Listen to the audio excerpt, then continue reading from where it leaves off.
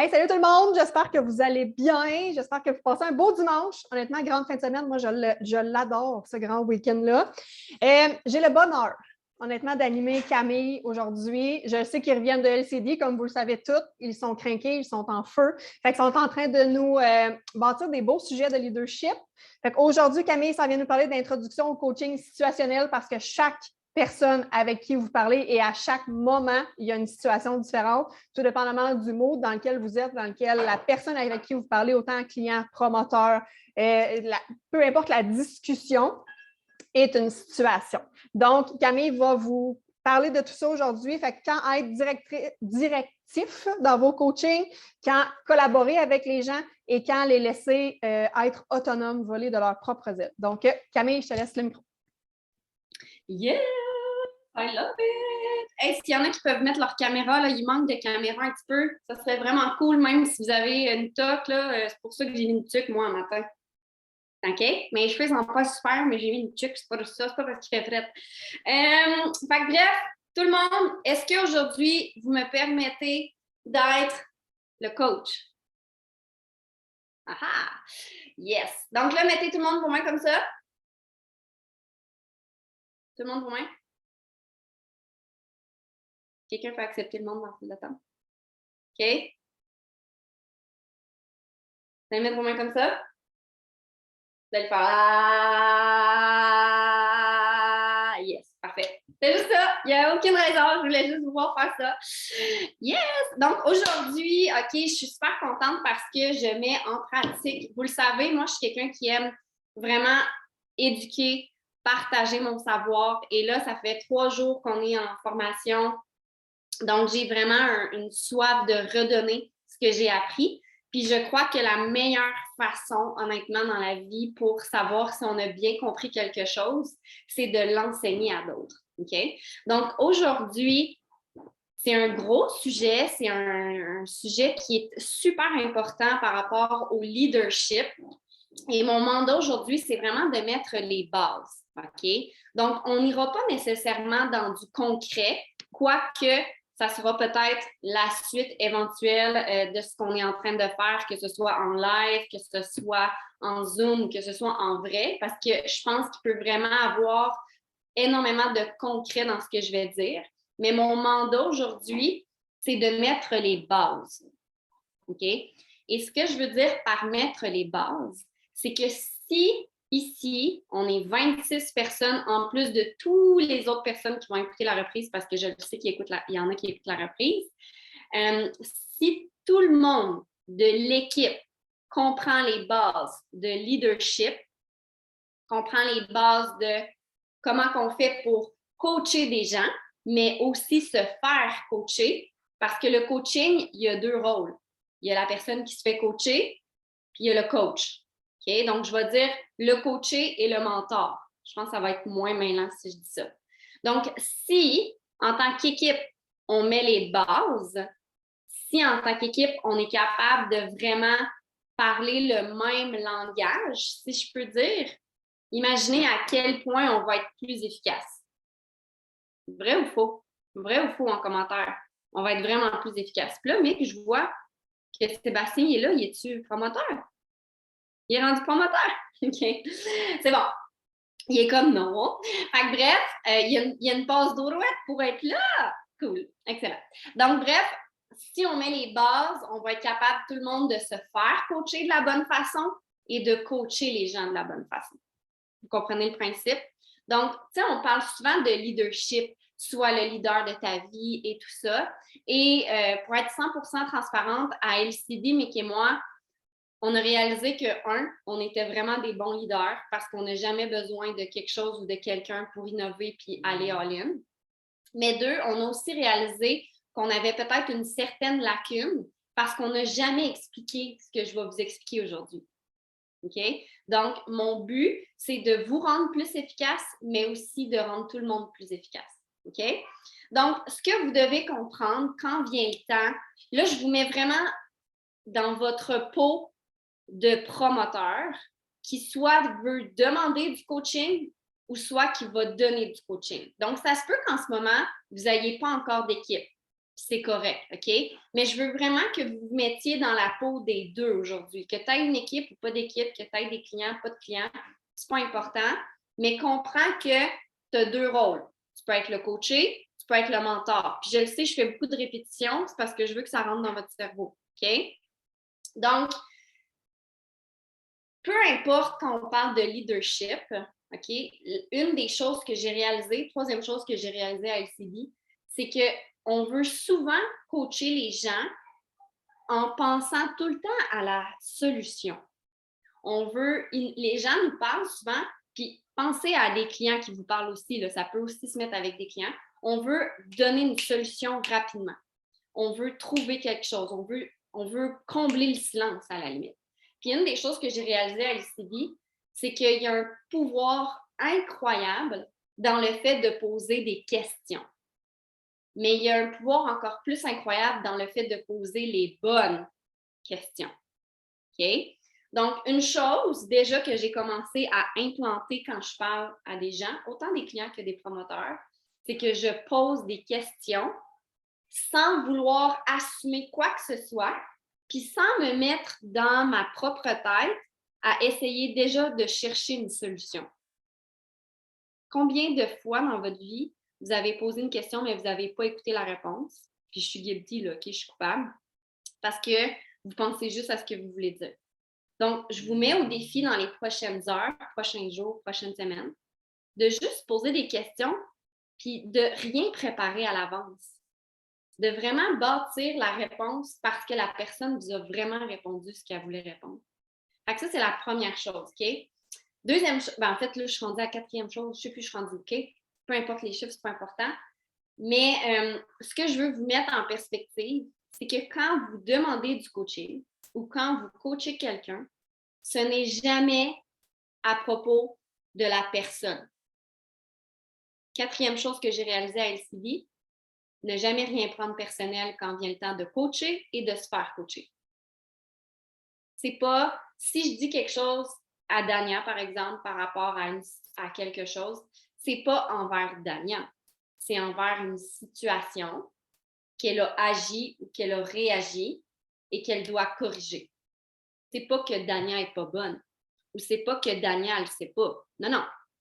Dans cette situation-là, il manquait quelque chose là, il manquait quelque chose là, mais ça, tu l'as bien fait.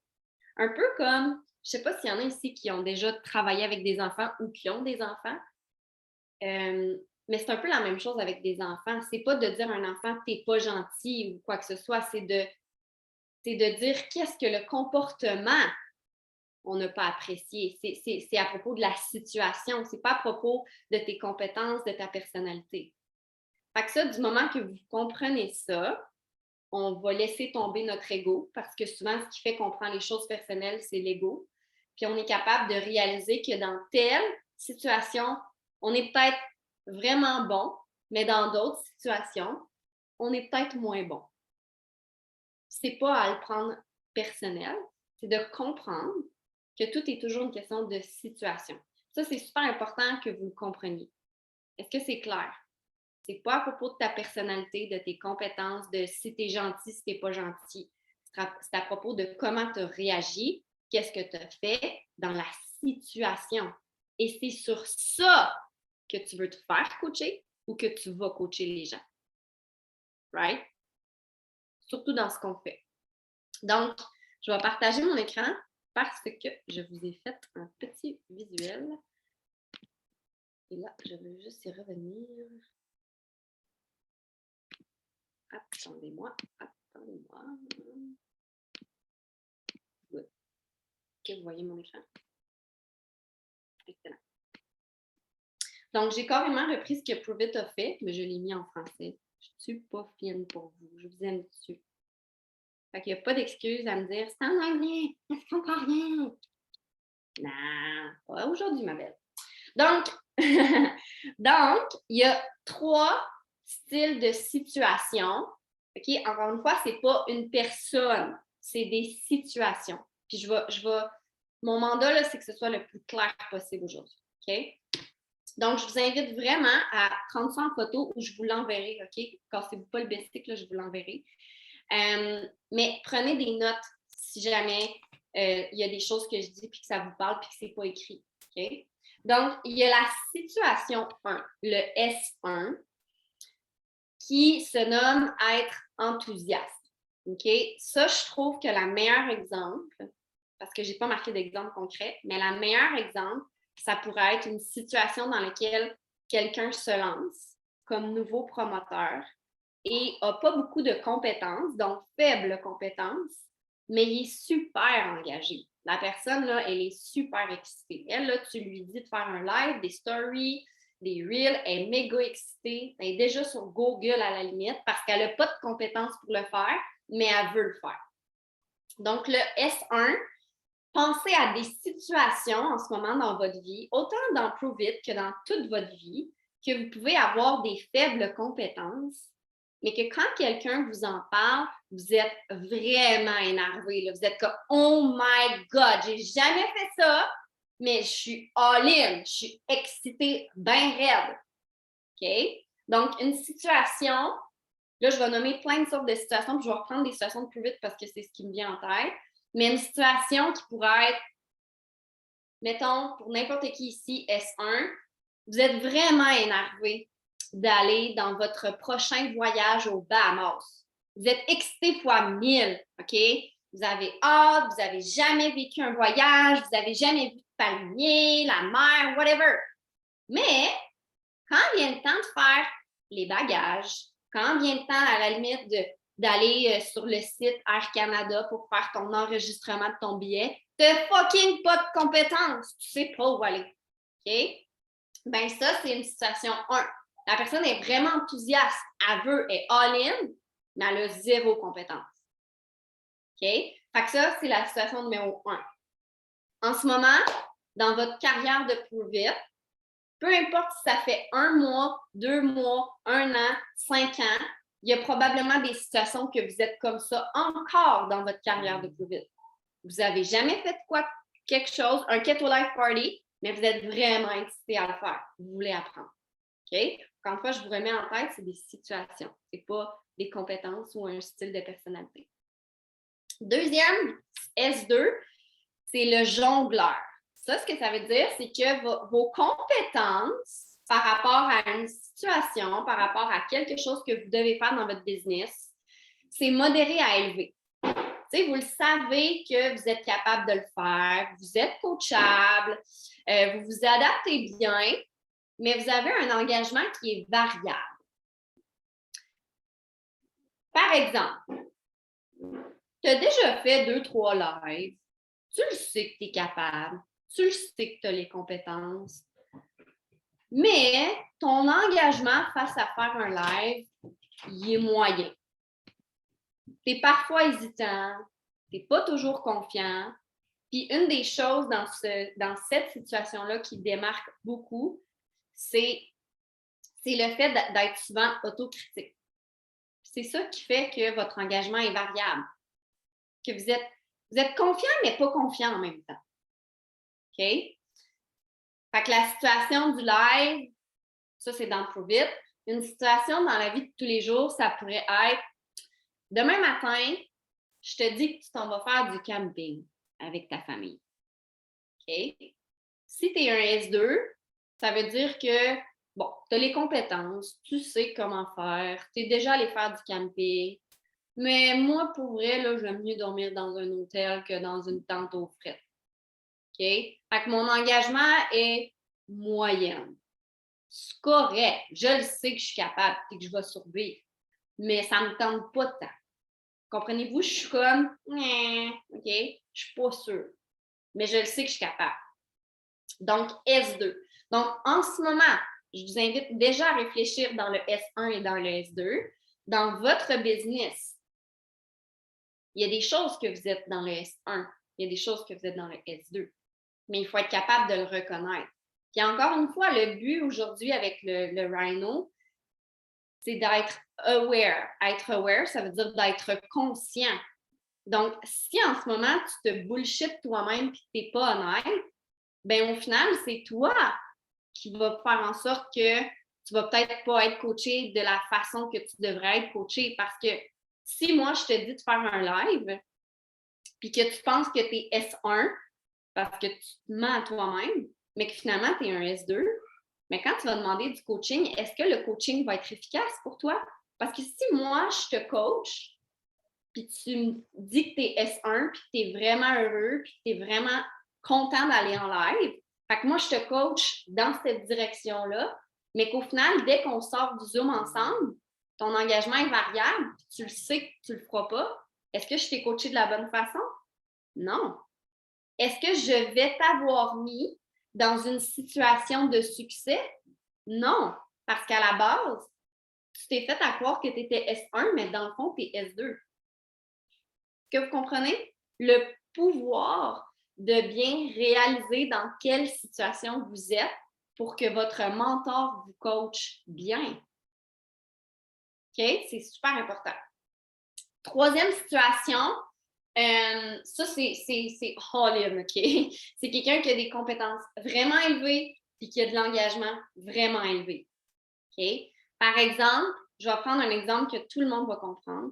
Si Émilie, OK, ma sœur, demain matin me demande des conseils par rapport aux réseaux sociaux, est-ce que vous pensez que je vais la coacher de la même façon que la personne qui a un engagement élevé dans la S1 mais qui n'a pas de compétences? Pensez-vous que je vais devoir dire à Émilie demain matin, bon, Émilie, quand tu vas commencer ton live, avant de faire ton live, tu vas t'assurer que tes lumières sont bien. Tu vas t'assurer de mettre ton sel à un endroit que ça ne fait pas ça comme ça.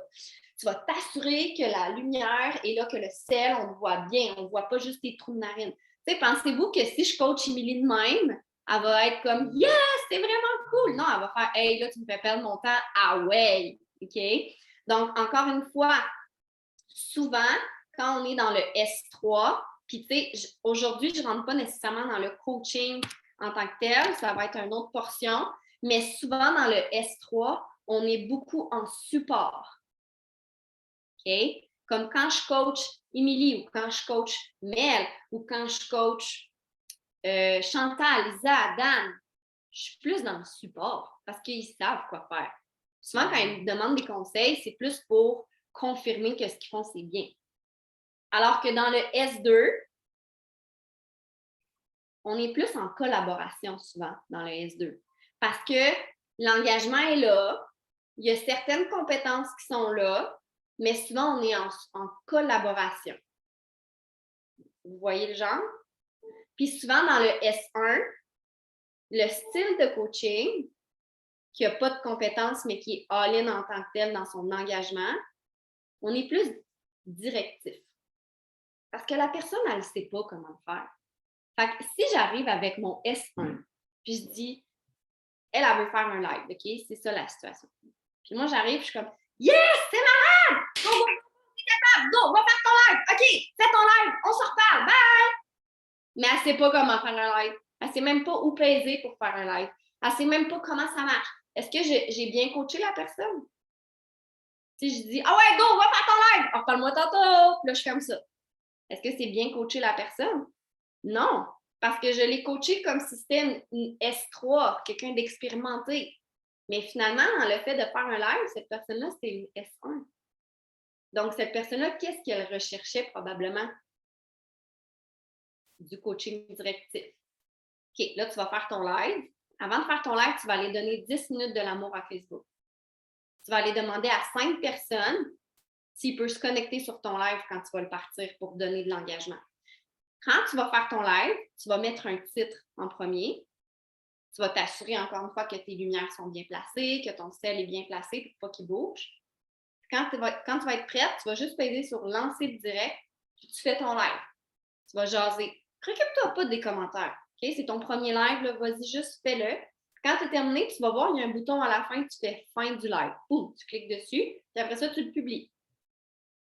Voyez-vous? Ça, c'est du S1. Fais-le, fais-le, fais-le, fais-le, reviens-moi. Donc, S1, OK? Je ne l'ai pas marqué, j'aurais dû le marquer, mais je ne l'ai pas fait. C'est à vous de prendre des notes. S1, on est vraiment souvent dans le directif. Fais-le, fais-le, fais-le, reviens-moi. Donc, c'est I lead, je lead, tu suis. I lead, you follow. Parce que la personne, elle n'a pas les compétences, je vous rappelle. OK? Deuxième situation, on collabore. Donc, souvent, c'est you lead, I lead, on le fait ensemble. Donc, tu lead, je lead, on le crée ensemble. Donc, encore une fois, je vous mets dans le rôle de être coaché et être mentor. Troisième situation, on est là en support. C'est moi avec Émilie, là, je ne suis plus dans le S1, ça fait longtemps. On supporte, par exemple. OK? You lead, I support. Quand Émilie me dit, Camille, je veux que tu sois là dans mon Zoom Femme puissante, parfait. Tu lead, je supporte, je vais donner mon histoire. OK? Donc, imaginez, encore une fois, le but, c'est de mettre les bases. Imaginez si en tant que coaché et en tant que mentor, quand vous demandez du coaching et quand vous faites du coaching, vous essayez de comprendre la personne, elle est où par rapport à la situation. Est-ce que c'est une S1, une S2 ou une S3? À quel point votre coaching va être beaucoup plus efficace. Est-ce que vous le réalisez? Puis même vous, là, en tant que coaché, là, vous allez voir votre mentor. Imaginez si vous arrivez et vous dites, OK, là, mec, là, aujourd'hui, je te le dis tout de suite, je vais être coaché en S1. Okay? Je vais être coaché là, en C1, en directif. Je veux qu'on aille en Zoom puis que tu me dises chaque étape. Parce que dans cette situation-là, je ne me sens pas assez outillée puis je veux vraiment que tu me dises quoi faire. Imaginez à quel point je facilite le coaching de Mick. Lui, il va arriver puis il va faire « Parfait, Camille. Aujourd'hui, tu fais l'étape 1, l'étape 2, l'étape 3. On ferme le Zoom, on va le faire. Quand c'est fait, tu me reviens, on va faire les autres étapes. Parfait, let's do this. » Imaginez à quel point c'est plus efficace. Quand même. OK? Donc, est-ce que c'est clair? Est-ce qu'il y a des questions? En fait, on va poser les questions à la fin, là, mais juste là, juste pour être certaine, est-ce que c'est clair? Good. Donc, si vous voulez le document, je vais vous l'envoyer par après. Je ne veux pas aller plus loin là-dedans aujourd'hui parce que je pense que déjà ça, c'est énorme. J'ai un call to action pour vous aujourd'hui. OK? Donc, mon call to action, selon les S1, les S2, les S3, dans votre Prove It Journey, là, OK? Dans votre aventure de Prove It. Probablement que vous avez des situations que vous êtes en S1, probablement qu'il y en a que vous êtes dans S2, probablement qu'il y en a que vous êtes dans S3. OK? Donc, aujourd'hui, mon objectif, mon call to action, c'est que vous trouviez une situation dans chaque situation, puis que vous ayez demandé à votre mentor de vous coacher de la façon que vous devez être coaché selon la situation. Parce que le but, c'est quoi? C'est de vous aider à être plus efficace, de vous aider à vous mettre dans l'action, de vous aider, tu sais, si vous êtes dans le S2, dans une certaine chose de plus vite, probablement que vous êtes indécis, vous avez un engagement variable, probablement que vous sentez parfois que vous manquez d'expérience. Donc, si vous demandez du coaching dans une situation S2, bien, peut-être que c'est ça qui va vous débloquer pour passer au prochain niveau. Parce que c'est souvent là que vous devez sortir de votre zone de confort dans le S2, là, selon moi, OK? Quand je regarde ça. OK? Fait que S1, qu'est-ce qui, en ce moment, dans votre carrière de Prove It, vous vous sentez S1? T'sais, si vous n'avez pas encore d'équipe, peut-être que c'est dans le fait de créer une équipe que vous vous sentez S1. Mais peut-être que dans votre S3, vous, les réseaux sociaux, là, facile. Vous avez juste besoin de support de votre mentor. Puis dans le S2, peut-être que vous, c'est de créer un Zoom de 3 à 5 personnes avec vos clients. Que vous êtes comme, oh, je sais qu'il faudrait que je le fasse, mais moyen. T'sais. Mais peut-être que là, le support de votre mentor peut être intéressant pour faire ce Zoom-là ensemble. OK? Là, je vous amène plein de pistes de solutions dans votre tête, de situations qui pourraient arriver. Mais trouver une situation vraiment dans chaque, puis allez parler à votre mentor. Vous allez voir, ça va vous éclairer, vous, en tant que promoteur. Ça va vraiment aider votre mentor à vous coacher comme il faut. OK? Parce que je veux juste dire que là, c'est la première fois qu'on l'enseigne à tout le monde. Avec votre mentor, là, il ne risque pas d'être un pro à découvrir « Ah, t'es S1, t'es S2. » OK? Fait que déjà, si on travaille tout le monde chacun de notre côté, quand on va se mettre ensemble, imaginez l'efficacité qu'on va avoir. Fait que Mel, je te relance la parole. Merci, Cam. Honnêtement, c'était très clair, très précis avec le tableau. Moi, j'aime beaucoup les visuels, là. Si vous n'avez pas pris de notes, vous allez les réécouter et prendre des notes. Puis, Cam, je pense que tu devrais le mettre dans French Tsunami, le tableau, peut-être pour que tout le monde l'aille.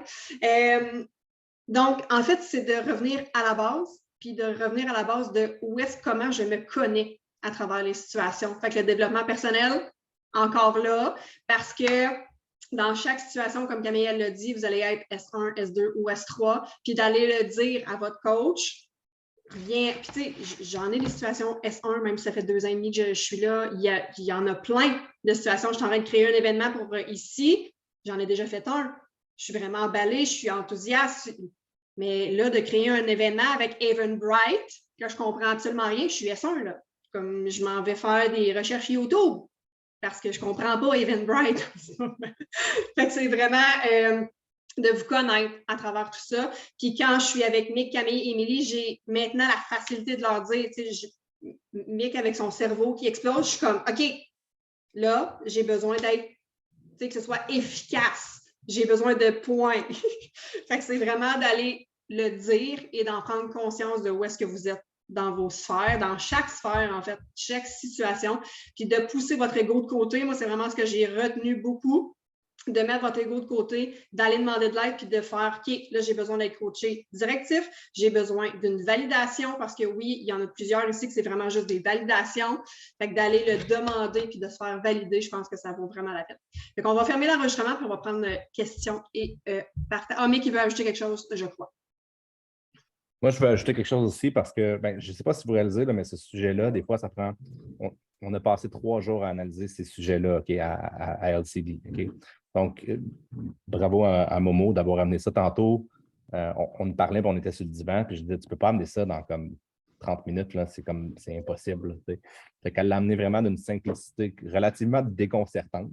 Fait que je trouve ça vraiment, vraiment, vraiment, vraiment fucking nice. Puis ça, sérieusement, ce sera des sujets. On va intégrer ça tranquillement, ça avec l'ADN aussi, l'ADN des champions, on va intégrer ça tranquillement, pas vite. Mais là où je veux, on va intégrer ça à notre langage pour être capable de comprendre. Si on a tous le même langage, ça va être super facile de s'entre-coacher puis d'identifier les situations puis d'éviter les drama triangles qu'on parlera une autre fois. Mais ceci étant dit, c'est un peu comme les couleurs. Il y a certaines personnes qui pensent que lorsque vous êtes dans les couleurs, vous êtes pogné dans un style de couleur, puis vous ne pouvez pas faire de ci, vous ne pouvez pas faire de ça. Ce langage-là, S1, S2, S3, qui vient avec du coaching de C1, C2, C3, ce n'est pas coulé dans le béton parce qu'à partir du moment où vous voulez développer du leadership, même si quelqu'un vient, puis c'est un S1 ou c'est un S2 ou c'est un S3, la réalité, c'est que des fois, vous voulez élever le leadership. Puis pour élever le leadership, le meilleur moyen de faire élever, justement, c'est de ne pas coacher, puis de garder les gens dans leur propre pouvoir, puis de les garder à trouver leur propre solution aussi. Donc, la seule chose que je veux dire, c'est que parfois, vous allez venir nous demander des choses, puis on ne vous répondra pas nécessairement à la chose que vous voulez. Puis des fois, c'est exactement ce que vous voulez dans votre vie pour être capable de grandir votre business. Fait que tous ces coachings-là, utilisez-le, OK? Mais une fois de temps en temps, même si vous venez me voir et vous me demandez du S1 ou vous allez voir Camille, vous me demandez du S1, ça se peut que je fasse comme « fuck you », tu connais la réponse. Présentement, tu veux que je la dise à ta place. Puis ça, c'est pas du coaching, OK? Fait que ça, c'est vraiment important à comprendre. Rendu là, mais si cette personne-là vient nous voir et on sait pertinemment que c'est pas le bon style de coaching, c'est qu'à la base, cette personne-là n'a pas été honnête envers elle-même et elle s'est inventé un scénario qu'elle n'est pas capable. Donc, c'est pour ça que dans LCD, la première chose qu'on se fait enseigner, c'est de prendre la responsabilité, d'être honnête envers soi-même. Parce que si tu vas demander du coaching, puis que ça fait 3 ans que tu es là, puis que moi, je le sais pertinemment, parce qu'on vous connaît là, à force d'être ensemble, right? puis je sais pertinemment que tu me poses cette question-là, mais que c'est pas le bon style de coaching, ça se peut que je réponde. Mais qui dans le fond, s'est menti, puis qui, au final, va pas autant évoluer, c'est pas moi qui coach. C'est la personne qui se fait coacher qui s'est menti, puis qui s'est bullshité. Est-ce que vous comprenez le principe? Fait que ça part toujours de votre responsabilité à vous. Avant d'aller poser la question, pose-toi d'abord la question. Est-ce que j'ai été resourceful? Est-ce que je me suis posé la question à me dire, est-ce que je sais la réponse? Si je connais vraiment pas la réponse, est-ce que j'ai essayé d'aller à quelque part pour la chercher, la réponse? Parce que Dieu sait que des ressources, il y en a. Puis là, à ce moment-là, si tu as fait les efforts, là, on va demander du coaching. Là, on est là. Vous comprenez le principe? Fait à la base, ça revient à dire, si tu ne demandes pas le bon style de coaching après, puis ça peut être un mois là aussi, là, on parle de 2-3 ans, mais ça peut être après un mois. En fait, c'est toi, au final, qui ne s'est pas servi soi-même. Je ne sais pas si c'est clair, là, ce que j'essaie d'exprimer, mais soyez honnête envers vous. Donc, on va arrêter l'enregistrement. S'il y en a qui ont des questions, je vous invite à lever la main.